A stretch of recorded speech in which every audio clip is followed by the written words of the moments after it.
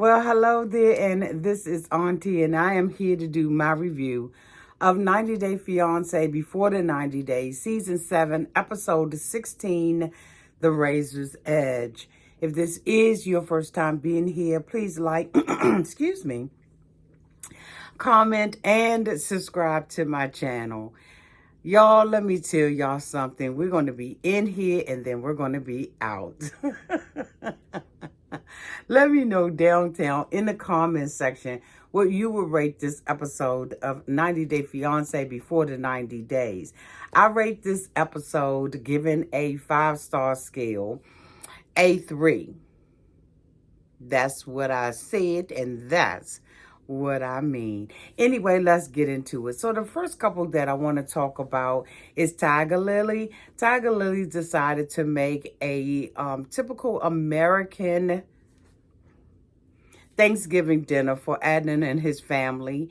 And she did not know, how to work the oven. She didn't know, how to translate or transfer or whatever you want to call it, Fahrenheit to Celsius, and et cetera, et cetera. And so she figured it out.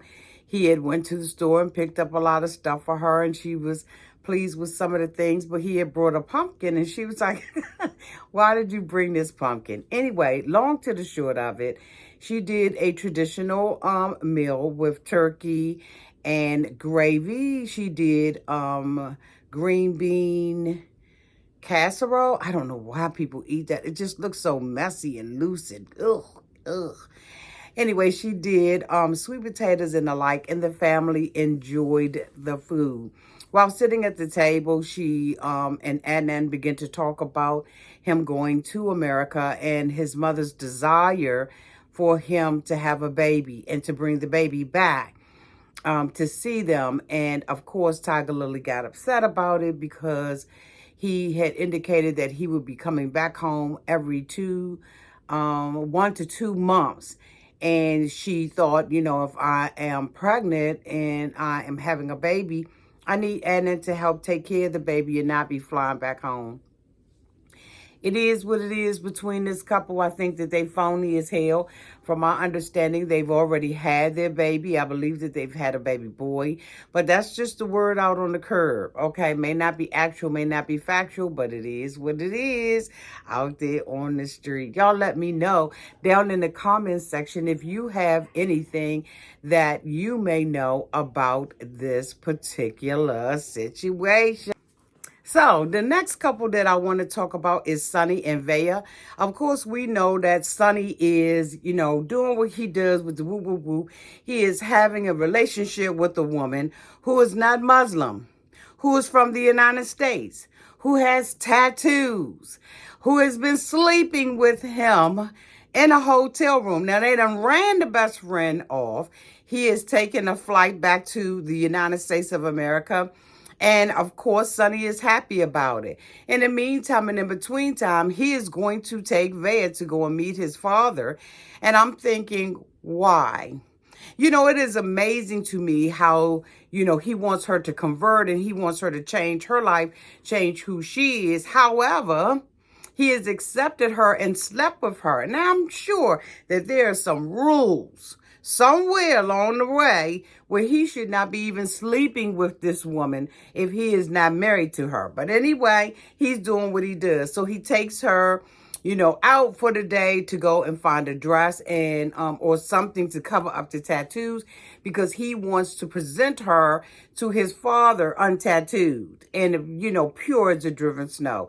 We, of course, know that she is not pure as the driven snow. She's grown. She can do what she wants to do. But this is how he wants to present her. However, it appears that they have already seen her on social media. And so they know that she has these tattoos. Anyway, he takes her to go and get a traditional outfit. And while she is there, she puts on a white one. And I thought that she was absolutely beautiful in it. But she said that her clothing is her identity because she was adopted or, excuse me, fostered by a family that caused them or made them always have to, wear these clothes. And they kind of showed a picture of it and everything. And I kind of felt bad for her. So she said that, this is her identity and she does not want to wear clothes that, conform to someone else's thoughts or opinions or direction about who she should and she should not be. And so, she's a little upset about this. And the gentleman comes out and brings her other options. And so she picks this purple dress that's bejeweled in the front, and she looks absolutely beautiful, except for the fact that she does not walk around with a comb or a brush. Her hair is always looking a hot ass mess to me. Y'all let me know down in the comments section whether or not you all think that she is just letting her hair just fly in the wind. Is she combing it in the morning? I don't know. But anyway. So she finally, gets the outfit and she decides to wear it for this one time. She and Sonny go and meet the father, and the father is extremely critical of her. He makes a comment about, her size, her weight, and saying that, basically she looks fatter when, she is seen in the pictures or on her Instagram, her Facebook, her TikTok. I don't know where the father is seeing her, but he, made a comment about the weight. And, that's one thing that you don't do with a woman. It's a quick way of kind of knocking her down to talk about her weight. I think it's disgusting when men do that, and especially somebody who is already uber critical of her. He tells her that her tattoos are, I guess, devilish or wrong for her to have tattoos. And, she says, well, Sonny likes them. And so the father said, no, Sonny doesn't like him. He's my son. Sonny's been it, okay? Sonny's been in the bed with the tattoos. He's laid with the tattoos. He's hugging the tattoos. He's rubbing the tattoos. Sonny does like the tattoos. But the thing that I did not like about everything that happened at the table is the fact that Sonny not one time ever stopped, his dad, push back, dad, be a little gentle. He just never defended her in the face of his family. And so I was just, really upset about that. It bothered me a lot. He turned on her and told her, well, you were the one that wanted to meet my dad, as if he did not want her to. He had told her prior to them going in that she was the first woman that he's ever taken to his father. So why would he take a woman who is filled of tattoos? She said her tattoos are a testament and a mirror image of what has happened in her life. And, and so this is just like the journey of her life, and that she is memorializing it on her body, which is her right to do. But the father told her that, she has to get those tattoos off of her. She can wait 2 to 3 months, do it in her own time, but do it in this window of 2 to 3 months. And I was like, what the whole hell is going on? So anyway, after they do that, the father then tells her, that she has to be Muslim in order to be with him. And so, she's like, I'm not going to convert, because the father just flat out came out and asked her, was she going to convert? And she told him no, she didn't want to.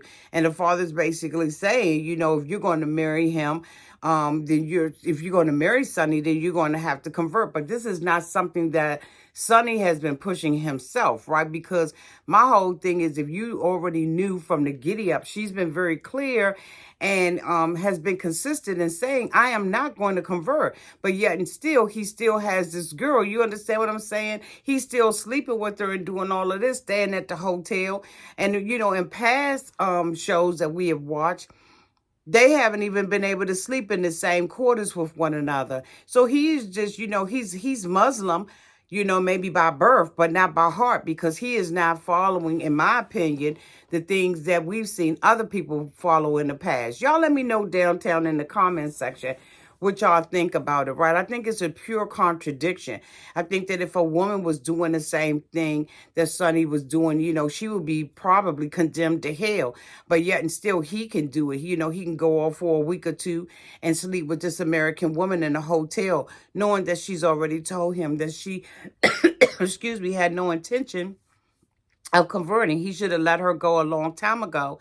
And, and if he thought that this was something that was really important, he should have pushed for her to, finally get this done. But of course, he has not done that. And so, you know what? He can kiss my whole entire, what. It's just absolutely a shame of what we're looking at here on this show as it relates to this. So anyway, she gets up and she leaves out because she can't take it anymore. She's having anxiety. She had to get out of the dress. She stripped herself back down to her crop top and her jeans. And he comes out and he is, reprimanding her from getting up from the table and saying that she embarrassed him and everything. And so, she basically was telling him, I just want to be alone. And I don't want to talk about this. I had anxiety. Your father was attacking me. I felt attacked. And frankly, I really don't like when people play victim, but I do think that the father was absolutely attacking her and, really had nothing positive to say to her at all. And so, I had to side with her on this because he's so wrong on so many levels as it relates to this. The next couple that I want to talk about is Matilda and Niles. Niles is just a flat out liar. He is a loser. His dad was absolutely correct about him. And I just absolutely feel sorry for the parents of Niles. I would be completely and totally embarrassed if my child was acting like this on the television. I don't give a fuck what's wrong with them. Niles, it has just been an embarrassment to the United States, to all men, black men, or men, period. Men, period, he's been in a total embarrassment. Now, he is over there. He has lost his job. He's broke. And, broker than a joker, honey. And he is over there perpetrating a fraud. He has been doing that since he stepped off of the plane. Matter of fact, before he even boarded, he has been very deceitful and manipulative. Now the rubber has hit the road. There is a bride's price, and he is unable to pay it. It is $4,700, I believe it is, and I can't remember what it's called, what the name of the money is. Y'all let me know down in the chat.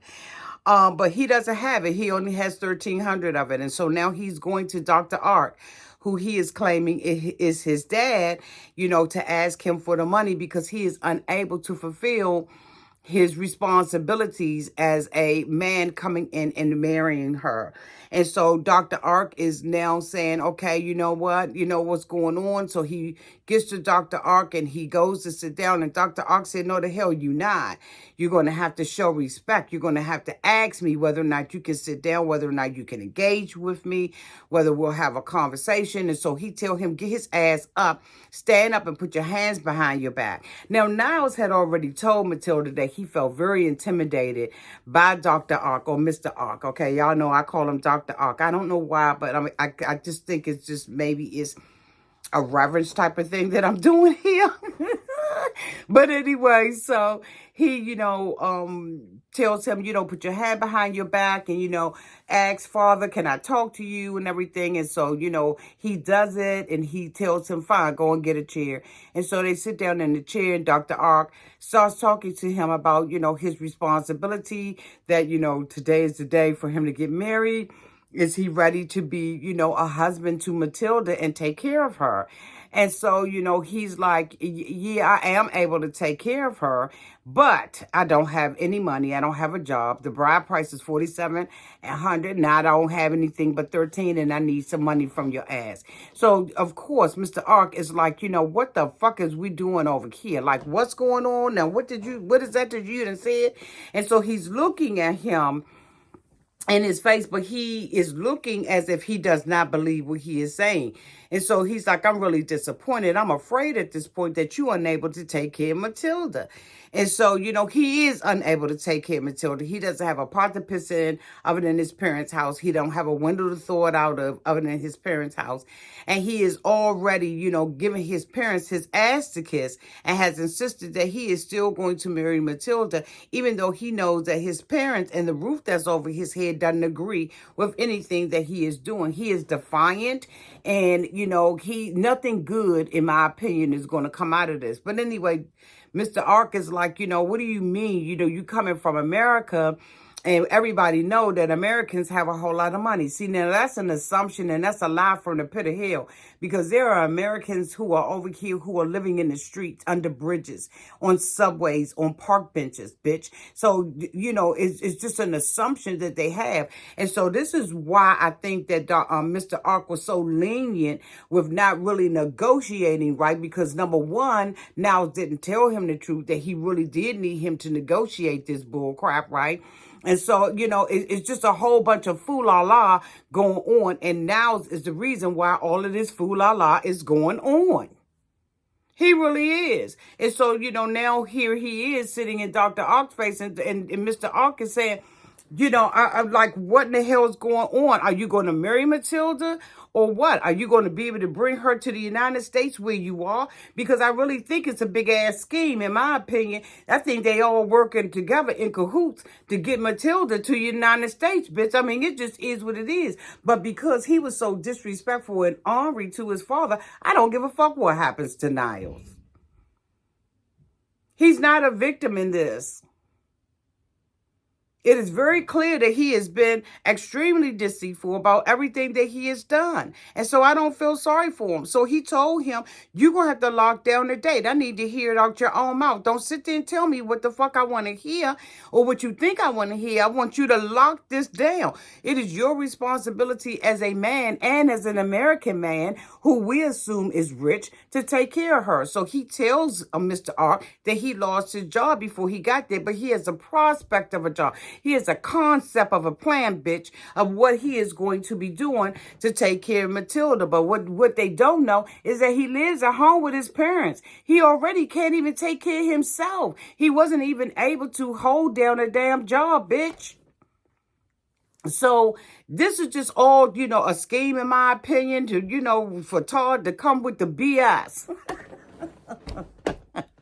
Anyway, I'm just like, what the hell is really going on here? So, Mr. Ark is listening to him, and he said, well, are you going to be able to bring Matilda over to the United States to live with you where you are? His parents probably not going to let that girl move up in that house. They don't want her there. And so he says, yeah, I've got this job, and I'm going to, it's a prospect. I already went on the interview, whoop, and I'll be able to make money. He said, okay, well, you're going to have to give me a time frame. Is it 2 months, 3 months? And so at first he says 2 to 3 months.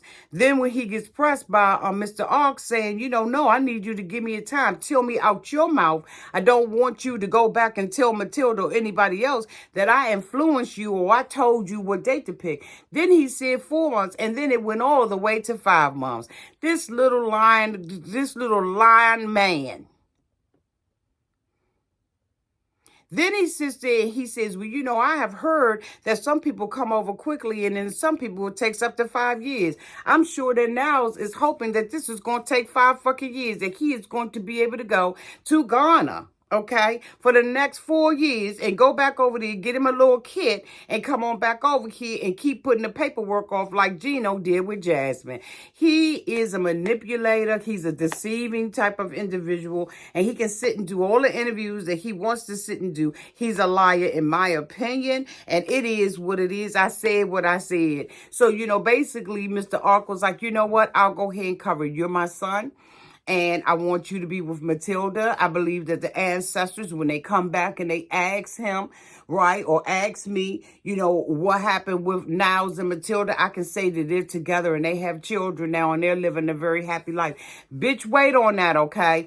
Last but not least, coming up around the bend, honey, we got Loren and Faith. And so, of course, Loren wants to be in the Philippines, and he is trying to, get there by hook or by crook. He has already said in an interview that has been leaked that, he broke his NDA basically and said that he was using the hell out of her. He doesn't care. He would really rather have, a wife and 4 lady boys. Or is that what you call it? Lady girls or boy, something like that. Whatever they call it in the Philippines. He wants to have that. And he wants to live in a barn. And he doesn't care how he gets to the Philippines. And he said that Faith was very weak and very jealous, and that he can just pull her any which way he wants to. And he did. He went to a store, a magic store, and, got a couple of things. And they went out and had lunch or dinner or brunch. But one thing that I have noticed that every fucking time that Faith is with him, she is drinking obnoxiously. Every time she has to have any kind of interaction with Loren, she's always got to have something to drink. And I think that she is drinking because she can't stand him any other kind of way but being fucked up. That's my story, and I'm sticking to it. If y'all go back and you look, even in this episode, every time she had an interaction with this man, she was drinking. Popping bottles left and right. Give me some wine. I need some more wine. Because I think that it's just hard for her to swallow this. And she doesn't trust him. She knows that he's not trustworthy, but she feels like I'm never going to get anything better than this. I also think that it's a dig or a way for her to be better than her friends. I think that Faith has always been on the bottom of the totem pole as it relates to her friends because she never really had a boyfriend before. And so all the rest of them feel sorry for her. She has this white American man coming over here and wooing her with $42 or $46 in his fucking pocket. He's broke as hell. She's already gone out there and told everybody that he had, a gonorrhea. So it's just a lot of things, right? And I think that she's trying to redeem herself and redeem the situation and make it appear that things are not as bad as they really are. Things are horribly wrong and bad in this relationship. And so anyway, he takes her out, and they're at a park. And he tries his little magic tricks. And, of course, all of them fail. And then he has this final trick that he's going to do with her. And he pulls out, a ribbon out of a thing. And then there's an engagement ring at the end of it, of course. And so, he decides that he is going to propose to her. Oh, I got another couple after them. He decides that he's going to propose to her. And, of course, she says, yes, bitch, while drinking. They finally kiss and tongue kiss on camera because I think that she's been doing it the whole entire time. I think that the desperation just reeks off of her ass, okay? Faith is just desperate in my opinion. I know that it's an unpopular opinion. Maybe some of you all don't agree with it, but she's desperate than a mother, okay? And it's just sickening to see this. It's just absolutely sickening to me to see how desperate she is. And then she has a conversation with him about the two of them being bottoms. And of course, him being slick out the tongue and, said, oh, no, that ain't no problem. If my penis don't like people, then, it stays in and I don't put it in. I just was like, this is so goddamn gross. And so, he tells her that, what, I'll top you off, right? Because I want to be in the Philippines. I'm desperate. And, the next day they have an appointment to go and see somebody, right? To try to do the paperwork for him to keep his ass in the Philippines. Because, of course, he doesn't want to pay his wife, who used to be 400 pounds and now is 200 pounds, child support. He wants her big ass to go back to work. And he said that in the interview. If you are a member of Auntie's Advice, that video is up, okay?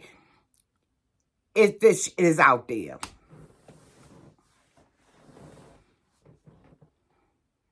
And so Faith says she wants to have sex. The last couple, now this is really the last couple that I want to talk about is, oh my God, what is her name? Y'all know who I'm talking about. She messing with the dude in the wheelchair. Oh my goodness, what is their daggone names? Brian and Ingrid. Brian, of course, we saw in the last episode that Brian basically told her that he thought that she was using him to bring herself and her two children to the United States of America. Ingrid gets up from the table and she walks away and she is upset, right? She almost flipped the table, bitch, New Jersey style with Teresa Giudice. But she didn't. She stopped short of it, right? Because she said she don't want to be paying for no broken glasses and stuff. And so, she walks away and she's upset. She said, he acts like I'm a prostitute, and, my life is going to be so much better in the United States.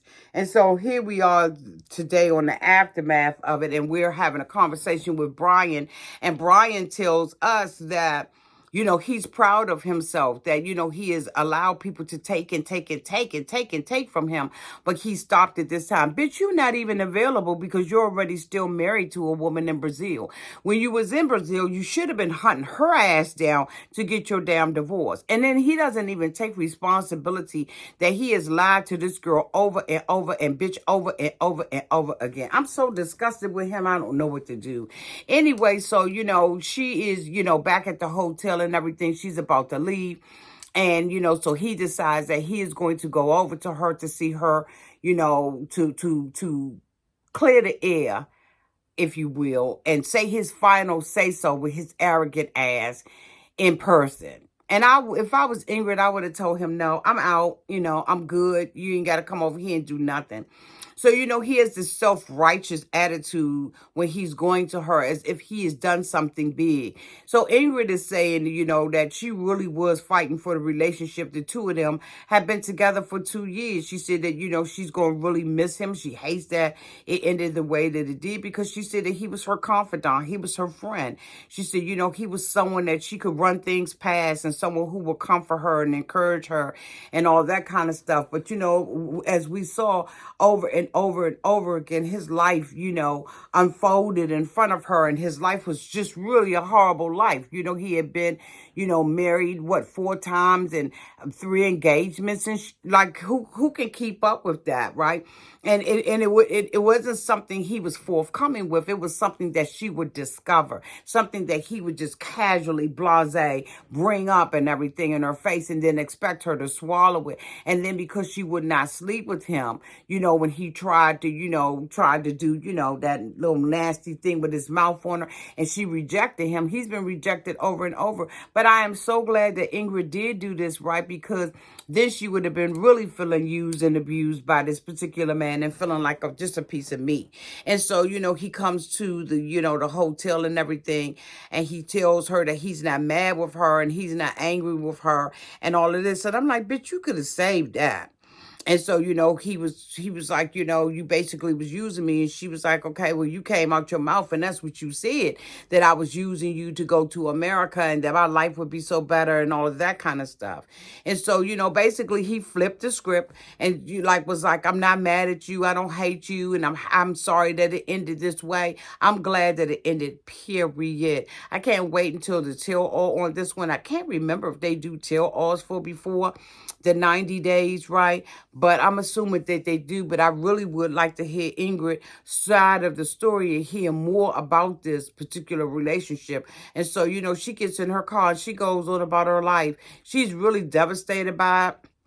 Because, again, she said that, you know, he was someone that she would talk to all the time. And so, you know, she's just hurt by that. But you know what, Ingrid, girl, live your life. Because this motherfucker ain't got nothing going on. I mean, I'm talking about nothing. He's talking about now dating women. You know, maybe he'll be with an African woman. Bitch, they will. You talk about voodoo for the voodoo. That fool would have voodoo on Kim Honey before his wheelchair. Get out the dirt, bitch. Anyway, that is the end of my review. Thank you all so much for being here. Again, if you are already here, go ahead on and hit that subscribe button if you have not already done so. I love you all so much. And until we meet again, y'all be safe down in those streets, honey, and in the water. And happy holidays to everybody. Mwah. I love y'all.